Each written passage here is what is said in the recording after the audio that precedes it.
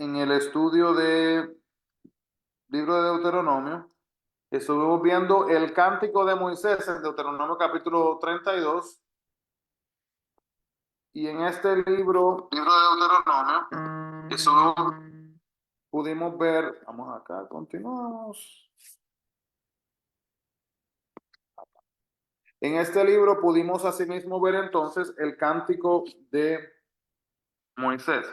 Y puede tener ahí su Biblia abierta en Deuteronomio capítulo 32.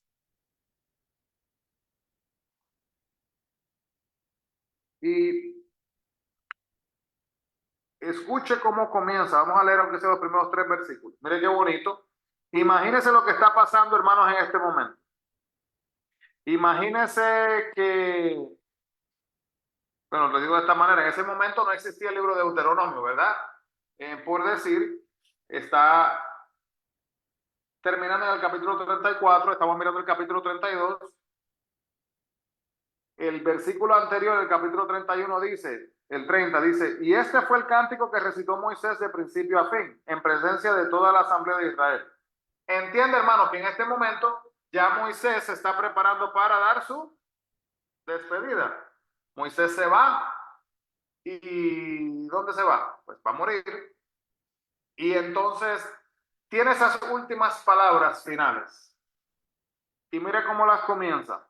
Dice, capítulo 32 de Deuteronomio, dice, escuchen cielos y hablaré. Oye, tierra, las palabras de mi boca. Que caiga mi enseñanza como lluvia y desciendan mis palabras como rocío. Como aguacero sobre el pasto nuevo, como lluvia abundante sobre plantas tiernas. Proclamaré el nombre del Señor, alaben la grandeza de nuestro Dios.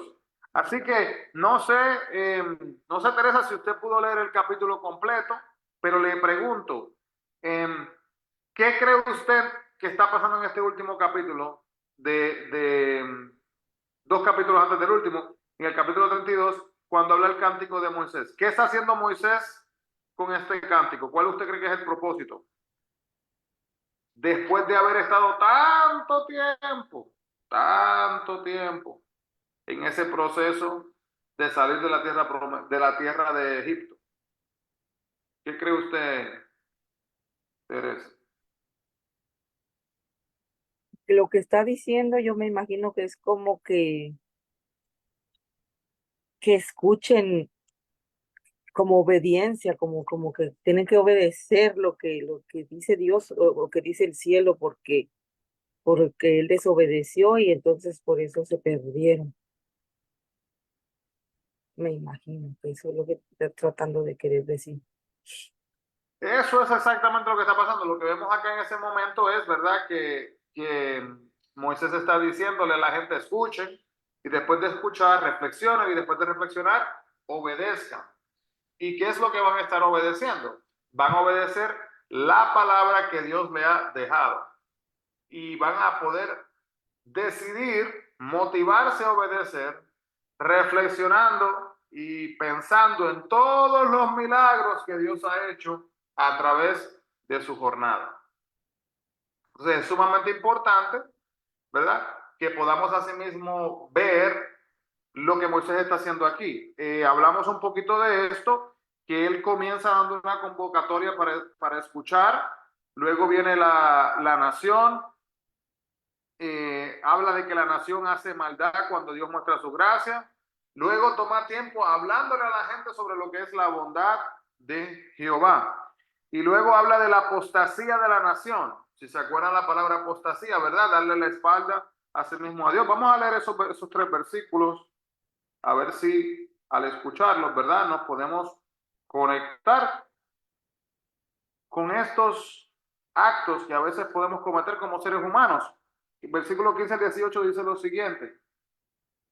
Dice, si ustedes se niegan a seguir al Señor, Él volverá a dejar en el desierto a todo este pueblo y ustedes serán la causa de su destrucción. Entonces ellos se acercaron otra vez a Moisés y le dijeron, vamos a construir corrales para el ganado y edificar ciudades para nuestros pequeños. Sin embargo, tomaremos las armas y marcharemos al frente de los israelitas hasta llevarlos a su lugar. Mientras tanto, nuestros pequeños vivirán en ciudades fortificadas que los protejan de los habitantes del país. Entonces, vemos que hay un cambio de corazón para hacer lo correcto delante de Dios. Les recordamos a todos que Deuteronomios es conocido como la segunda ley, ¿verdad? Porque se repiten de nuevo los mandamientos y habíamos hablado y repetimos porque la descendencia del pueblo de Israel ahora estaba preparándose para tomar la posesión de la tierra prometida. Entonces, está acá el juicio de Dios sobre ellos, y después del juicio de Dios sobre ellos viene el anhelo de Dios para su pueblo, y terminamos con las naciones del mundo siendo bendecidas con Israel. Esto es bien importante porque miremos acá en Deuteronomio 32, los últimos versículos, el 43 y el 44, donde nos dice esta parte de acá: alégrense naciones con el pueblo de Dios, él vengará la sangre de sus siervos. Sí, Dios se vengará de sus enemigos y hará expiación por su tierra y por su pueblo. Y acompañado de Josué, hijo de Nun, Moisés fue y recitó ante el pueblo todas las palabras de este cántico. Entonces podemos ver aquí, hermanos, que esto que está diciendo aquí, hermanos, no está hablando, es un conocido como una profecía con doble cumplimiento, ¿verdad? No es una profecía hablando nada más de ese momento, sino que también, hermanos, está conectado con el plan divino de Dios en el día de hoy, con el pueblo de Dios que es Israel. Podemos ver entonces próximo los capítulos el capítulo que sigue, el capítulo 34 y el 33 y 34, que la muerte sola de Moisés, ¿verdad? Su muerte, podría ser vista como un poco extraña. Como dice una traducción, ¿verdad? Que murió con el beso de Dios, como decir que Dios besó a Moisés y lo puso a dormir. Un pensamiento bonito, pero vamos a ver acá qué dice la Biblia en cuanto a esto. El último capítulo de Deuteronomio, capítulo 34, dice lo siguiente. Versículos 5 y 8 hasta el 8 dice: allí en Moab murió Moisés, siervo del Señor, tal como el Señor lo había dicho. Y fue sepultado en Moab, en el valle que está frente a Bet Peor, pero hasta la fecha nadie sabe dónde está su sepultura. Moisés tenía 120 años de edad cuando murió. Con todo, no se había debilitado su vista ni había perdido su vigor. Y durante 30 días los israelitas lloraron a Moisés en las llanuras de Moab, guardando así el tiempo de luto acostumbrado. Es difícil para nosotros entender, hermanos, 120 años saludable. 120 años que se podía mover y podía hacer lo que tenía que hacer. Pero esa fue la vida que tuvo Moisés, hermanos. Una vida de fortaleza de parte de Dios, y pudo hacer el plan de Dios hasta el final de su vida. Recordamos la razón por la cual Moisés no pudo entrar a la tierra prometida fue porque él no siguió instrucciones, él desobedeció las instrucciones que Dios le había dado. En otras palabras, desobediencia es equivalente a pecado. Y al pecar, la consecuencia fue que no iba a poder entonces entrar a la tierra prometida. Ahora, Moisés pudo ver la tierra prometida, que fue lo que Dios le había dicho que iba a pasar. Pudo verla de lejos, por decir, pero no pudo ir a morar entonces en ella. Podemos ver entonces acá un repaso de los diferentes discursos y de lo que se está hablando en el libro de Deuteronomio. Los primeros 4 capítulos es un repaso de los viajes que habían experimentado, de lo que habían vivido por haberle dado la espalda a sí mismo a Dios en desobediencia. Y luego vemos acá que la segunda porción de los capítulos 5 hasta el capítulo 26 se repite lo que es la ley, se repite lo que es el amor, se habla del amor y lo que es asimismo también la obediencia.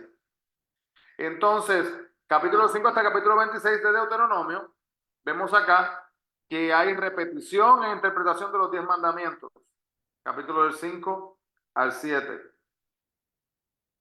Y vamos a ver esta parte aquí, si pueden abrir en Deuteronomio capítulo 5 en la Biblia.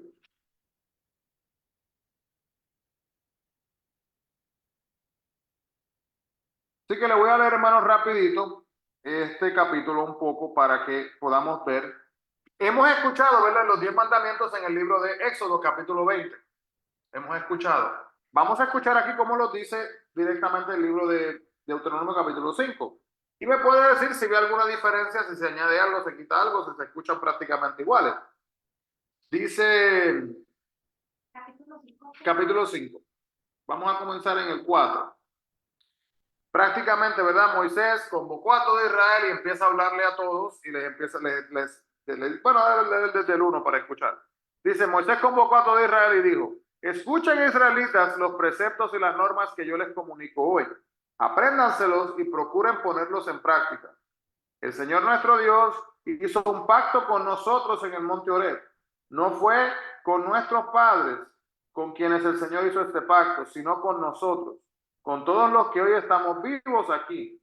Desde el fuego, el Señor les habló cara a cara en la montaña.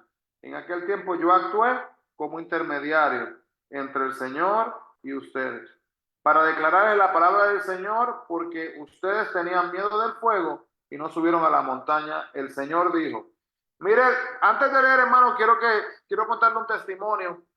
Esta semana pasada tuve no sé, algunos de ustedes se pudieron ver en mi cuenta de Facebook, puse un servicio del domingo que fuimos a una iglesia haitiana, el pastor haitiano, y ellos hablan francés.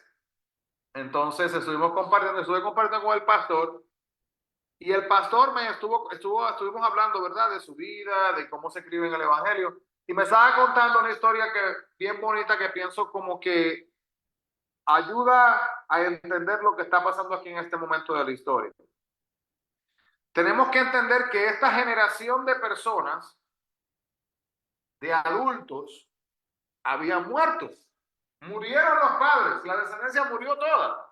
Pero esta descendencia, sus hijos que ahora están acá, ellos verdaderamente no entienden 100% lo que pasaron sus padres, ni este pacto quizás que estamos explicando aquí, que está hablando Moisés, no lo entienden 100%, porque no experimentaron esa conexión con Dios. Ellos no pudieron ver, ¿verdad?, muchas de las cosas que vivieron sus padres.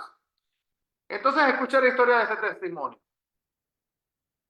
La mamá del pastor, ella trabajaba en un lugar, y ella, para poder mantener y proveer en la familia, ella planchaba todo el día. Ese era su trabajo, planchar, planchar, planchar.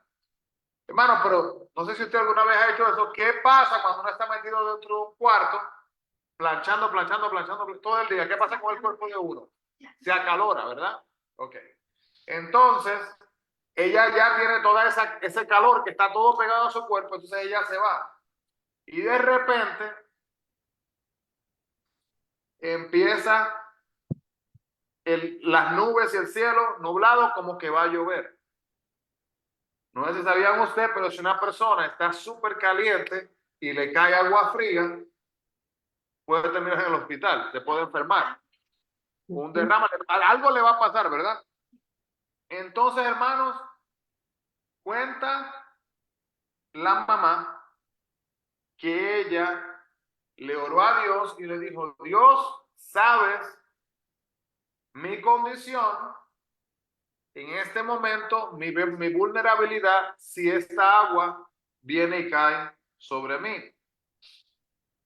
Por favor, protégeme. Hermano, no hay sombrilla, no tenía nada. ella iba a caminar. Se va caminando para la casa. Los niños tienen diferentes edades porque es una familia grande y ellos, los más grandes, ellos saben y entienden que la mamá puede terminar bien lastimada o enferma. Entonces ellos están desesperados en la casa esperándola porque ven cómo estaba lloviendo tanto, un aguacero que estaba cayendo. Literalmente tenían una toalla ahí lista para cuando ella llegara a venir y cubrirla y secarla, esperando que mamá iba a estar empapada de agua. Ella camina, hermanos, y mientras camina, después de haber orado, ella no siente que le está cayendo agua encima. Nada de agua encima siente. Llega a la casa y cuando está llegando por la entrada, los niños salen corriendo a cubrirla. Y en lo que los niños salen, los niños quedan empapados de agua ellos, ¿verdad? Por ayudar a su mamá. Y la mamá le dice que se vayan adentro y cuando ella entra, ellos le preguntan, mamá, pero ¿y por qué está seca? Y ella dice, yo le oré a Dios que me protegiera y no permitió que ni una gotita de agua cubriera mi cuerpo. Un milagro, y este hombre ahora mayor de edad me está contando que él tenía en ese momento como unos 8 o 9 años y él pudo ver y experimentar el agua que cayó sobre su propio cuerpo cuando él quedó mojado y poder tocar a su mamá con sus propias manos y palparla, que ella estaba totalmente. Imagínense hermanos, la realidad de que este niño pudiera experimentar eso y ahora este niño en el día de hoy es pastor de una iglesia. Y comparando eso con la historia bíblica de aquí de Israel, Moisés les está hablando a ellos de una experiencia que ellos no vivieron. Ellos no supieron lo que era ser esclavizados. No supieron lo que era, lo que significaba que le dieran latigazos, que les obligaran a trabajar desde la mañana hasta la noche, que les obligaran a servirle a los egipcios como si fueran sus padres, sus reyes, y tratarlos también como si fueran lo más inferior, lo más insignificante. Ellos no experimentaron eso, no sabían lo que significaba eso. Entonces, cuando se para Moisés aquí en Deuteronomio capítulo 5 y se presenta frente a ellos y le va a decir los 10 mandamientos, da una introducción que es un poco curiosa porque esta introducción ya es un poquito diferente a la que dio en Éxodo, porque les está contando lo que sucedió en aquel momento, ¿verdad? Y en Éxodo no había un momento anterior. Ese fue el momento como pasó. Vamos a leerlas entonces. Capítulo 5, versículo 6 en adelante dice: yo soy el Señor tu Dios, yo te saqué de Egipto, país donde eras esclavo. No tendrás otros dioses además de mí. ¿Suena eso familiar? Sí, ese fue el primer mandamiento. Vamos a seguir la próxima. No tengas otros dioses además de mí. No te hagas ningún ídolo, ni nada que guarde semejanza con lo que hay arriba en el cielo, ni con lo que hay abajo en la tierra, ni con lo que hay en las aguas debajo de la tierra. No te inclines delante de ellos ni los adores. Yo, el Señor tu Dios, soy un Dios celoso. Cuando los padres son malvados y me odian, yo castigo a sus hijos hasta la tercera y cuarta generación. Por el contrario, cuando me aman y cumplen mis mandamientos, les muestro mi amor por 1000 generaciones. Así que hasta ahora los 10 mandamientos, vamos bien, los mismos. Porque hermanos, es el segundo mandamiento, prácticamente es la repetición del plan, ¿verdad? Que no segundo mandamiento, pero la segunda vez que se le da los mandamientos, el segundo mensaje específico para la descendencia de aquellos que ya no existían. Seguimos con el versículo número 11. No uses el nombre del Señor, tu Dios, en falso, Esta versión dice en falso, esta es la versión nueva, versión internacional, algunos verdad dicen en vano. Yo soy el Señor, no tendré por inocente a quien se atreva a usar mi nombre en falso. Número 12. Observa el día sábado y conságrelo al Señor tu Dios, tal como Él te lo ha ordenado. Trabaja 6 días y haz en ello todo lo que tengas que hacer, pero observa el séptimo día como día de reposo para honrar al Señor tu Dios. No hagas ese día ningún trabajo, ni tampoco ni tu hijo, ni tu hija, ni tu esclavo, ni tu esclava, ni tu buey, ni tu burro, ni ninguno de tus animales, ni tampoco los extranjeros que vivan en tus ciudades. De ese modo podrán descansar tu esclavo, tu esclava, lo mismo que tú. Recuerda que fuiste esclavo en Egipto y que el Señor tu Dios te sacó de allí con gran despliegue de fuerza y de poder. Pero por eso el Señor tu Dios te manda a observar el día sábado.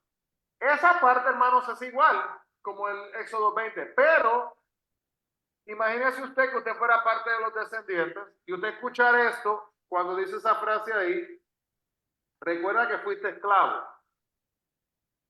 Yo no fui esclavo, ¿verdad? Pero entendemos entonces que por el linaje de la familia, ese sufrimiento existe, ¿verdad? El dolor de lo que pasó es existente. El versículo 16, honra a tu padre y a tu madre como el Señor tu Dios te lo ha ordenado para que disfrutes de una larga vida y te vaya bien en la tierra que te da el Señor tu Dios. 17, no mates, no cometas adulterio, no robes, no des falso testimonio en contra de tu prójimo, no codicies la esposa de tu prójimo, ni desees su casa, ni su tierra, ni su esclavo, ni su esclava, ni su buey, ni su burro, ni nada que le pertenezca. Entonces luego el versículo 22 explica lo que pasó en ese momento cuando lo recibieron. Estas son las palabras que el Señor pronunció con voz fuerte desde el fuego, la nube y la densa oscuridad cuando ustedes estaban reunidos al pie de la montaña. No añadió más. Luego escribió las 2 tablas de piedra y me las entregó. Entonces regresamos aquí, hermanos. Lo mismo, les está hablando a ellos, a los descendientes, como si ellos hubieran estado prácticamente ahí. En esencia, recordándoles que su nación, su pueblo estaba representado ahí. Y había alguien allá que estaba, había 2 personas más que estuvieron allá en aquel momento, si se acuerdan, de los 2 espías, Josué y Caleb. Fueron los 2, de los 2 espías, ¿verdad? Que tuvieron fe en Dios. Entonces, podemos ver esta parte acá, la repetición y la interpretación de los 10 mandamientos en este momento. Luego tenemos los reglamentos religiosos y nacionales, como pueden ver acá, que son acá mostrados en este momento. Y capítulo 20, del 8 hasta el capítulo 21. El capítulo 8 se enfoca en los tratos pasados de Dios y cómo dan seguridad para sí mismo el futuro. Ahora les pregunto, no sé, Maribel, ¿cómo se hubiera sentido usted si usted hubiera estado escuchando estos mandamientos, estos reglamentos que son dados a usted después que sus padres ya no están? Y le están hablando a usted como si usted hubiera sido el que experimentó. ¿Cómo se hubiera sentido?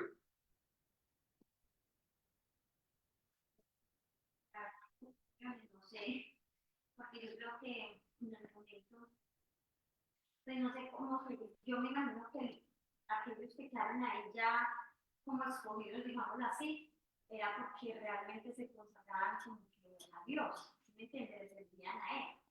Entonces, al ver ellos eso, pues que dijeran eso, yo me imagino que, luego le digo, que ellos ya eran personas como capacitadas y aceptaban eso porque realmente ellos sabían de que venían de una descendencia que había desobedecido a Dios. Y yo me imagino que ya uno viniendo así, uno sabiendo todo eso, pero yo creo que no sería asombroso. Pero si, digamos, yo, como no quiero decir que ellos sean santos y que no sean pecadores, obvio que también lo son, pero digamos yo, que no conozco nada, que digámoslo así, soy súper pecadora y todo, pues yo creo que no se puede aprender. Están diciendo eso si yo no he hecho nada de eso. ¿Sí me entiende? Pero si uno viniera ya de ese tiempo, de esa cultura así, de que sí están consagrados, de que servían al Señor, de que sabían de que fueron escogidos y que por eso los dejaron ahí, pues yo creo que ellos lo aceptaron de una manera diferente. Digo, sí. Entonces, imagino yo que ellos dirían, sí, es verdad, venimos de esas descendencias porque ya tenían conocimiento. En cambio, nosotros, pues, Y una cosa curiosa que usted dice, ¿verdad? Es esa experiencia de no saber y de repente pues enterarse porque ellos ya sabían, ya se lo habían dicho. Pero ese es un punto importantísimo, que anteriormente vemos aquí que Dios le había dicho que pusieran estas palabras en sus corazones. Entonces se supone, y esto es bien importante, se supone que nosotros como padres y como madres, que nosotros inculquemos, enseñemos y guiemos a nuestros niños en los caminos del Señor para que ellos puedan, en el momento que tengan esa experiencia, como di la experiencia de aquí, desde el testimonio del pastor, que a través de sus propias experiencias ellos puedan fomentar ese entendimiento de que Dios verdaderamente es real. Porque mire, hermano, no sé usted, pero yo le puedo decir a usted que en el día de hoy yo le sirvo al Dios de Abraham, al Dios de Jacob, al Dios de Isaac, ¿verdad? Y al Dios de Héctor. Es mi Dios, es el mismo Dios, ¿verdad? Yo no le sirvo, yo no diría el Dios de mi mamá. Es el mismo Dios, pero yo le serviría a ese Dios porque es el Dios de mi mamá. Yo le sirvo porque yo he aprendido y he entendido quién es ese Dios. Entonces, si yo no reconozco, no entiendo, no tengo la experiencia, ¿verdad?, de poder verdaderamente vivir y experimentar quién es Dios en realidad, voy a tener más dificultad procesando la importancia de entender todo lo que está pasando acá, ya que ay, pero yo, ¿qué me está hablando esta amiga? Si yo no tengo nada que ver con eso no me impacta a mí nada de ninguna manera. Entonces, podemos ver acá, continuamos el capítulo 9, por ejemplo, habla de que Dios conoció a Israel y reconoce ese capítulo completo que Israel no era bueno. Entonces Dios no escogió a Israel porque era bueno, lo escogió para mostrar la historia de la redención y de lo que iba a hacer también con ellos. El capítulo 10, Dios envió a los israelitas a Egipto y luego los coge y los saca así mismo de Egipto. Y hermano, y algunas veces, esto a mí me parece bien curioso, que la gente a veces dice, pero ¿y para qué hay que estudiar el Antiguo Testamento si esto es todo viejo? No tiene que ver nada con nosotros. Y no entendemos, hermanos, que las historias del Antiguo Testamento son historias que nosotros literalmente podemos experimentar en nuestras vidas también. Por ejemplo, mire lo que acabo de decir en este momento, que Dios envió a los israelitas a Egipto y luego los sacó de Egipto. Algunas veces, hermanos, nosotros terminamos en un lugar que podríamos llamarle Egipto, en el trabajo, ¿verdad? En un trabajo difícil que podría ser considerado un Egipto. Yo no quiero estar en este Egipto, no quiero estar aquí, necesito algo nuevo, necesito algo diferente. Y luego viene y nos saca Dios de ese Egipto, de ese empleo, para traernos a una tierra prometida, a un lugar. Y es curioso porque quizás en nuestras mentes a veces no entendemos la razón de las cosas, incluyendo uno decir, wow, en este trabajo me pagan esto y aquí me van a pagar menos, pero voy a estar mejor. A mí siempre me viene a mente la historia que contó Teresa, siempre me viene a la mente. Pienso que es un testimonio muy bonito de que cuando ella estaba trabajando más horas, ¿verdad? Estaba trabajando más horas con otro trabajo y decidió que iba a parar. Entonces cuando paró, se dio cuenta que como que tenía más dinero, como que fíjense, haciendo menos dinero, como que le rendía más.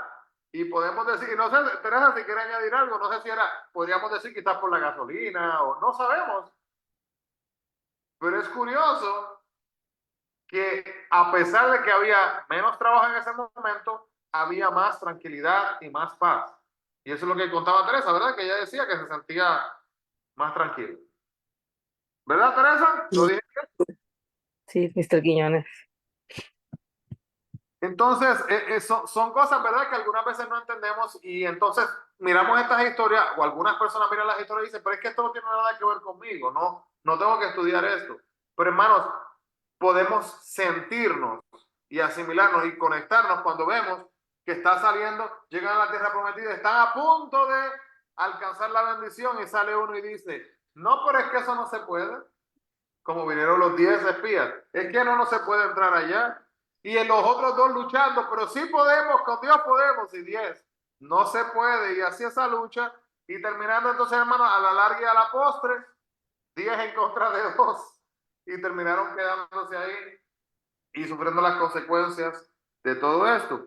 Luego el capítulo 11, la tierra prometida no era como Egipto, y entonces empieza ese proceso de la posesión de este lugar. Un proceso lento donde la gente iba a criticar, donde la gente iba a querer esto. ¿Y por qué va a mandar? ¿Por qué vamos? Y vamos a ver esto luego cuando terminemos el capítulo, que ya estamos casi ya, justo hermanos, este domingo llegamos al libro de Josué. Comenzamos con Josué y vamos a ver lo que pasa. Y va a ver que una cosa que tenían que hacer, como habíamos hablado anteriormente, imagínense, hermanos, estamos hablando de cientos de miles, ¿verdad? Más de 1 millón de personas que tienen que llevar y entrar. Imagínense, hermano, es uno mudándose de una casa, y qué desastre hacemos a veces para mudarnos de una casa o de un apartamento, ¿verdad? Ahora compare eso con coger una nación completa y ahora entrar a esta otra tierra. ¿Y cómo uno va a dividir esa tierra? Y la familia de Juanchito se va para dónde, y la familia de Pérez, y la familia de aquel, ¿para dónde se va todo el mundo? Entonces, hermano, hay que hacer tanta preparación para ver un censo, ¿verdad? Para ver cuántas personas hay, cuántos hay de esta tribu, de esta otra tribu, para dónde va a estar esta tribu, qué territorio le va a pertenecer a esta tribu, dónde va a estar, dónde va a tener acceso a ganado, dónde va a tener para la finca, para cultivar, porque, hermano, tenían que ser literalmente, mírenlo de esta manera, esta tierra prometida no iba a ser un pueblito de 2 millas, no iba a ser un Dover, ¿verdad? No iba a ser un pueblito así como Victory Gardens, hermano, esto iba a ser una nación, ¿verdad? Entonces, estamos hablando que cae sobre los hombros de Moisés empezar esa trayectoria, ahora cae sobre los hombros de Josué, que va a llevar esto a cabo. Qué difícil lo que está pasando acá. Israel entonces en el capítulo 12 tiene un solo lugar en la tierra donde adorar, ¿verdad? El capítulo 13 habla de una amonestación en contra y la prueba de los falsos profetas y los falsos dioses. Bien interesante, hermanos, que vemos en estos momentos, en algunos momentos donde se hace una prueba literalmente con los dioses falsos, ¿verdad? ¿Se acuerdan en el libro de Éxodo cuando Moisés tenía el callado, ¿verdad? La vara, y agarra la vara y la lanza se convierte, y la vara se convierte en una serpiente. ¿Y qué hacen los magos y los sátrapas en ese momento? Hacen igual. Entonces, en Egipto, un recordatorio a todos ellos que sepan, mire que el enemigo, el diablo, tiene poder también, pero no tiene más poder que Dios. Y esa historia, hermanos, de la mujer que les conté, que no le cayó ni una gotita de agua, hermanos, qué testimonio que en el mundo entero, en el universo entero, ¿quién hubiera pensado que Dios se iba a preocupar de esa mujer solamente por una cosita tan pequeña? Pero como ella fue fiel en fe hacia él, Dios fue fiel también hacia ella. Capítulo 14 les habla sobre la dieta para Israel. ¿Qué podían comer y qué no podían comer? Hermanos, es algo bien interesante porque el no poder comerlo significaba que no se podía comer. No es, ay, pero es que después ya llegó una excepción una vez al año, no, es que no se podía y se acabó. Porque comerlo sería desobediencia a Dios. Luego el capítulo 15, el programa de Dios para la pobreza, el esclavo permanente y el perfecto sacrificio, que se refiere entonces a Cristo.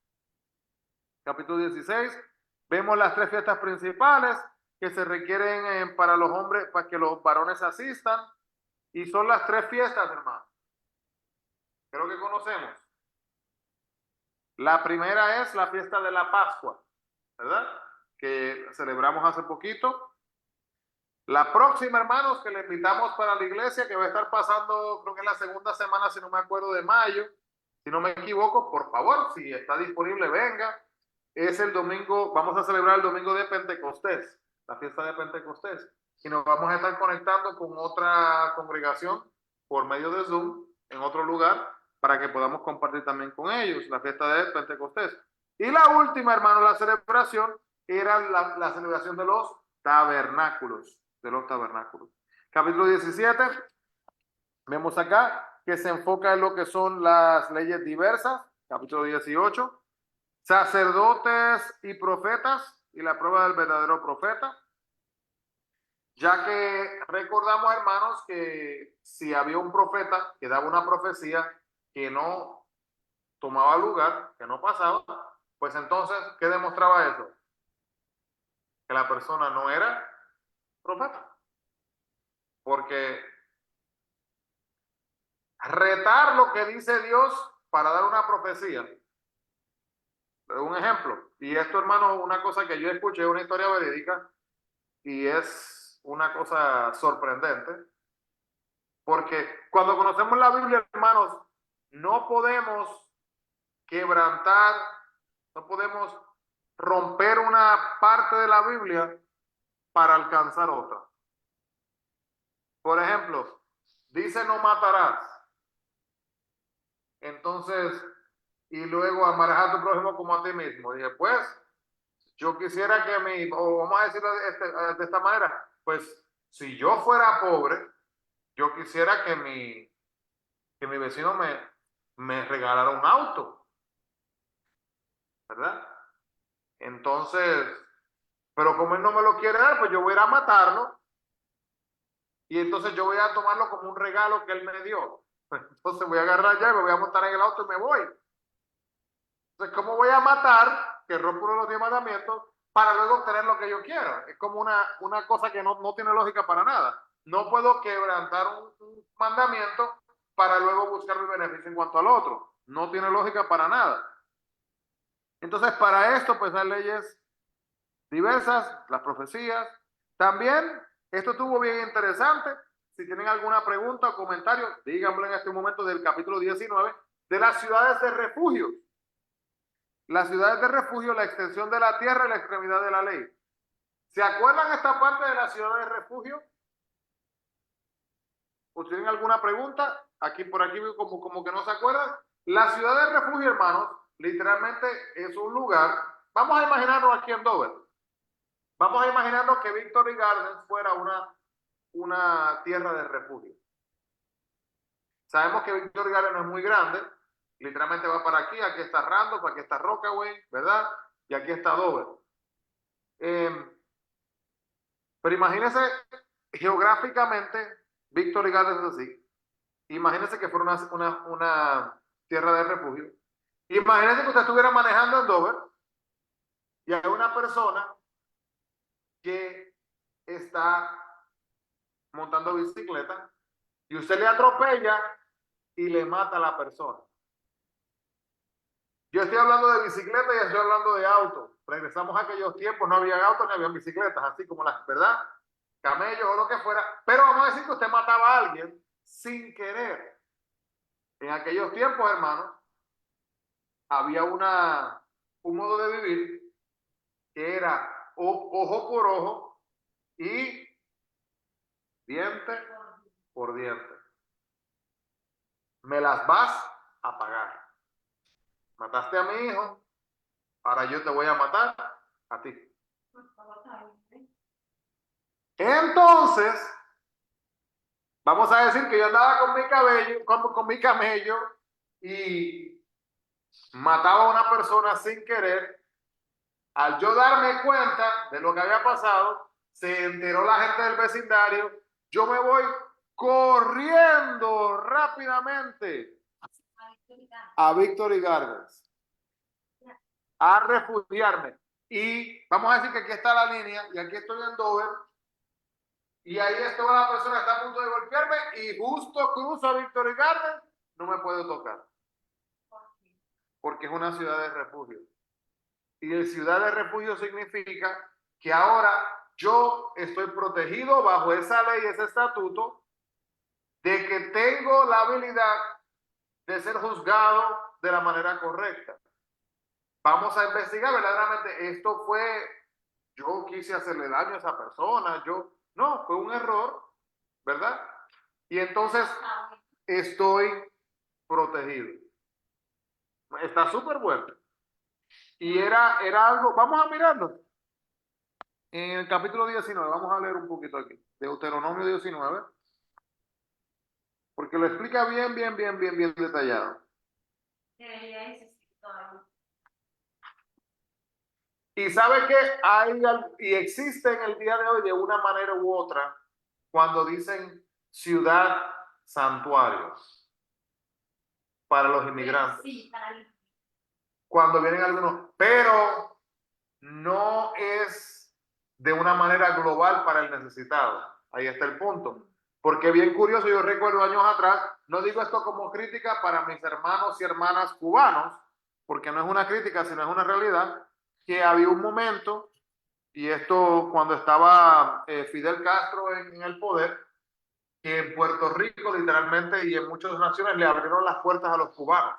Y literalmente era que si usted, no sé si ustedes se acuerdan de esto, yo estaba en Puerto Rico cuando esto pasó, que si un cubano llegaba a Puerto Rico y tocaba la tierra de Puerto Rico, automáticamente tenía beneficio para poder tener papeles inmediatamente. Legalmente todo. Pero mire esto, mire qué curioso era. Tenía que tocar la tierra. Que puede sonar como algo, pero pues obviamente pues uno camina en la tierra. Pero mire esto, cuando venía por el mar, no ha llegado a la tierra. Entonces, si la Guardia Costanera los agarraba en el agua, los llevaban de regreso para Cuba.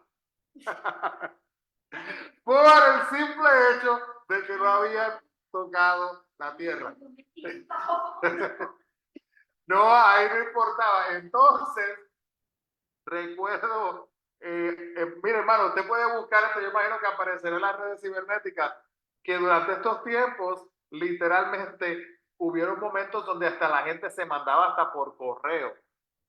Literalmente se metían en una caja y contaba una historia que había una persona que se metió dentro de una caja y esa caja en el aeropuerto, o no sé, en el aeropuerto, en el puerto, no sé dónde fue que llegó, nadie la reclamó. Y nadie venía, hasta que entonces ellos pensando que no fuera a ser una bomba o algo, y esa persona lo que estaba en la lista de que saliera para lanzarse, para caer así encima de él, ¿verdad? Ya estoy en tierra, den mis papeles y ayúdenme.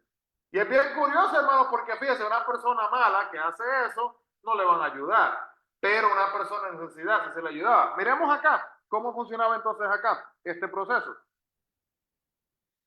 Las ciudades de refugio, capítulo 19 dice: cuando el Señor tu Dios haya destruido a las naciones cuyo territorio va a entregarte, y tú las hayas expulsado y te hayas establecido en sus ciudades y en sus casas, apartarás 3 ciudades centrales en la tierra que el Señor tu Dios te da en posesión. Dividirás en 3 partes la tierra que el Señor tu Dios te da por herencia y construirás caminos para que cualquiera que haya cometido un homicidio pueda ir a refugiarse en ella. En cuanto al homicida que llegue allá a refugiarse, solo se salvará el que haya matado a su prójimo sin premeditación ni rencor alguno. Así que ahí está. Si lo hizo premeditado y con rencor, no hay ciudad que le salve. Así que estamos hablando de inocencia, ¿verdad? Pero son actos reales, hermanos, que causan dolor, ¿verdad? Uno sabe que le atropellen a una persona, ¿verdad? Cosas así. Por ejemplo, si un hombre va con su prójimo al bosque a cortar leña y al dar el hachazo para cortar un árbol, el hierro se desprende y golpea a su prójimo y lo mata, Sí. tal hombre podrá refugiarse en una de esas ciudades y ponerse a salvo. Es necesario evitar grandes distancias para que el enfurecido vengador del delito de sangre no le dé alcance y lo mate.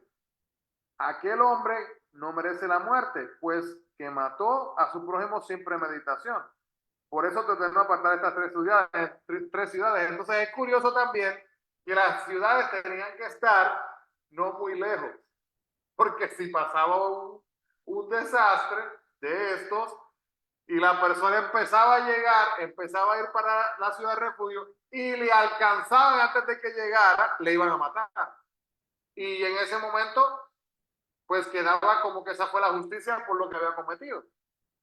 Entonces, si el Señor tu Dios extiende tu territorio como lo juró los antepasados y te da toda la tierra que te prometió, y obedeces todos sus mandamientos que hoy te ordeno, y amas al Señor tu Dios, y andas siempre en tus caminos, entonces apartarás 3 ciudades más.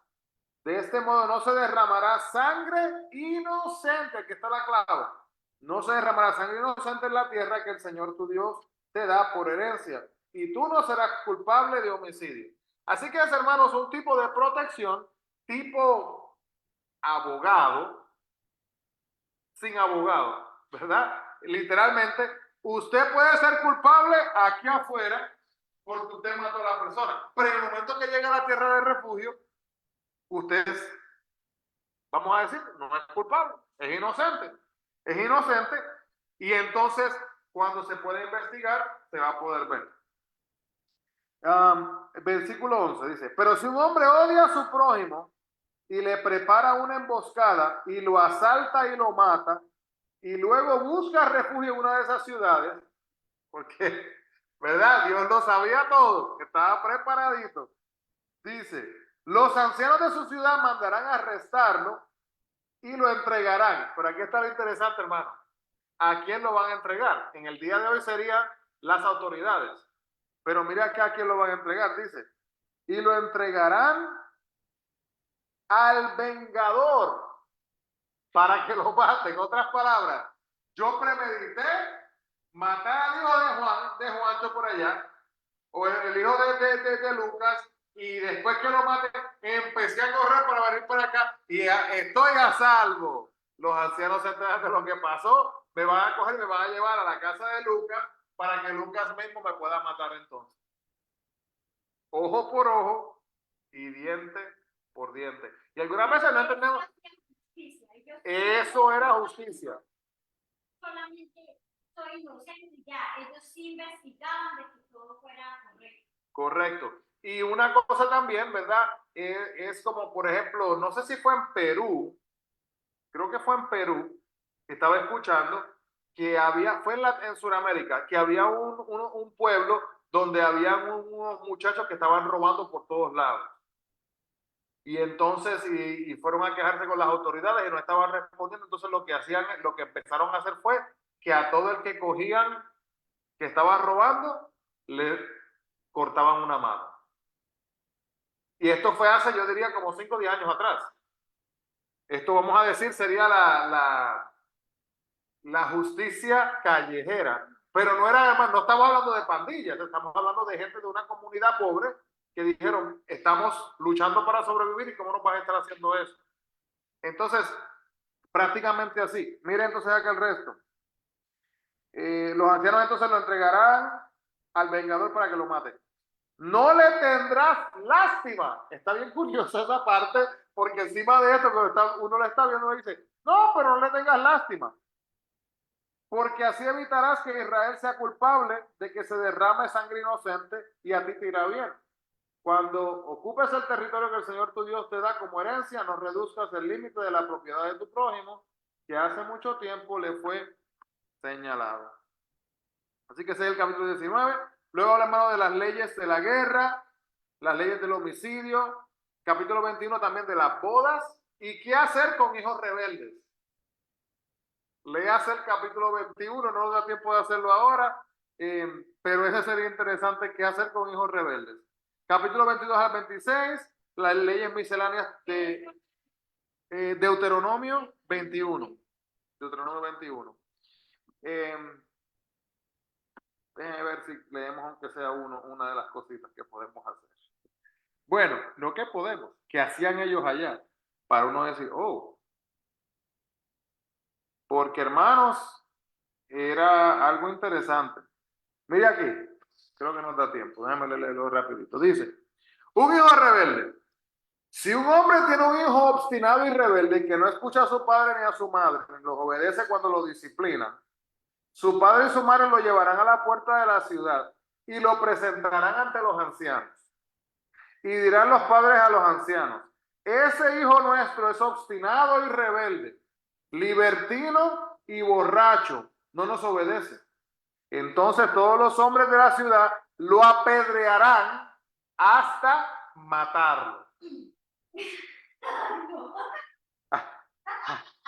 Así, uno dice, esto es para reírse, ¿cómo va a ser? Mire, así extirparás el mal que hay en medio de ti, y todos en Israel lo sabrán y tendrán temor. Mire, hermano, usted le dice a su hijo, recoge el cuarto, recoge el cuarto, o limpie, no, y escucha que allá cogieron allá a Pepito, y mira lo que le pasó a Pepito. Dentro de la casa va a tener un barco de Pepito ahí para que el niño se acuerde nada más. Y hermanos, es gracioso, pero de igual manera, obviamente no era gracioso, pero tenía que llegar un padre a un nivel, porque estamos hablando ya de ser rebelde, entregado a la rebeldía, y es un niño, un chico obstinado de verdad. Así que hermanos, terminamos entonces acá en el día de hoy. No se pierda, le garantizo que le va a encantar el libro de Josué. Le va a encantar el libro de Josué. Haga un esfuerzo por leerlo, invite a alguien para el próximo estudio y vamos así mismo a continuar estudiando la palabra de Dios, mi hermano, porque se pone bien interesante. Todo lo que hemos hablado vamos a empezar a ver porque en Josué llegan a la tierra prometida. Así que todo lo que hemos hablado es para prepararnos para este momento específico. Amado Dios, te agradecemos por esta oportunidad de estar aquí reunidos. Gracias, Señor, por darnos el momento, Señor, de reflexión bíblico en este momento, por hablarnos, por estar con nosotros y por ayudarnos a entender, Señor, que aunque todos estos reglamentos fueron establecidos, cuando llegó Jesús, la gracia vino con él. Gracias, Padre, por la gracia, por perdonarnos por nuestros pecados. Guárdanos, guíanos y ayúdanos para la gloria y la honra tuya. Pedimos estas cosas, mi Cristo, en el nombre de Jesús. Amén y amén. Así que Dios le bendiga grandemente, hermanos, a todos. Bendiciones. Hablamos pronto. Gracias, Mr. Quiñones. Bendiciones. Dios les bendiga.